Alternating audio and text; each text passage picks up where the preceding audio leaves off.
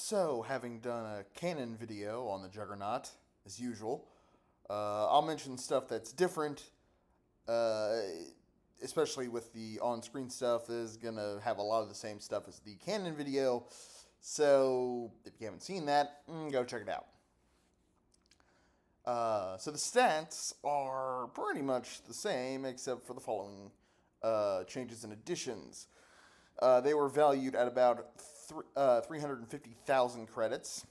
Alongside the 50-meter size, they are 20 meters wide and 22 meters tall. I'm willing to assume this is probably the same in canon, but I don't know, and I know if I say it in canon and it's not, someone's going to, well, start a thing in the comments, and I just don't want to get into that. I forget if I mentioned this in the canon video or not, but they do not have shields. Although you could probably fit a generator in there, but they do not come equipped with them. They carried anywhere from 50 to 300 troops, depending on the configuration, as in canon, but only had a cargo capacity of 30 tons.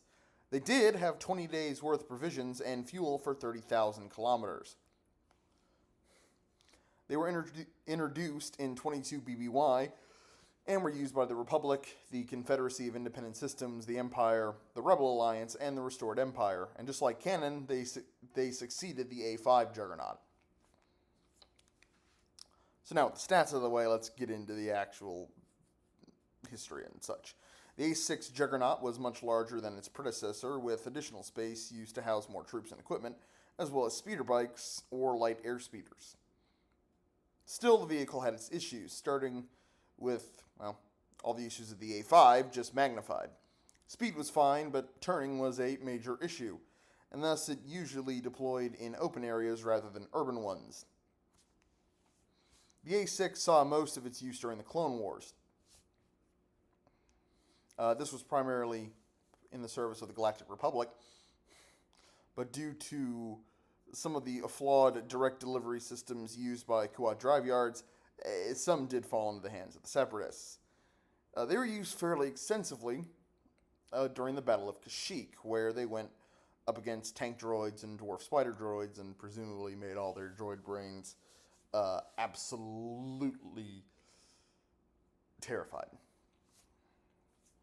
After Clone Wars, the Empire developed sleeker and more versatile combat vehicles and some additional modifications of the Juggernaut, and these Juggernauts were slowly phased out. During the Galactic Civil War, they served on battlefronts in the Outer Rim, and some even fell into the hands of the Rebel Alliance.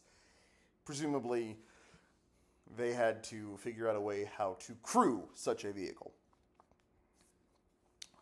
Former Imperial officer Crix Madine said that they tended to break down, and they were slowly replaced by the HAVT B5 Juggernaut, though they were designed for a different purpose. The A6s, in service with the 501st, were deployed to the Battle of Hoth. In 13 BBY, they and some other Clone Wars-era Republic vehicles were used by the Restored Empire.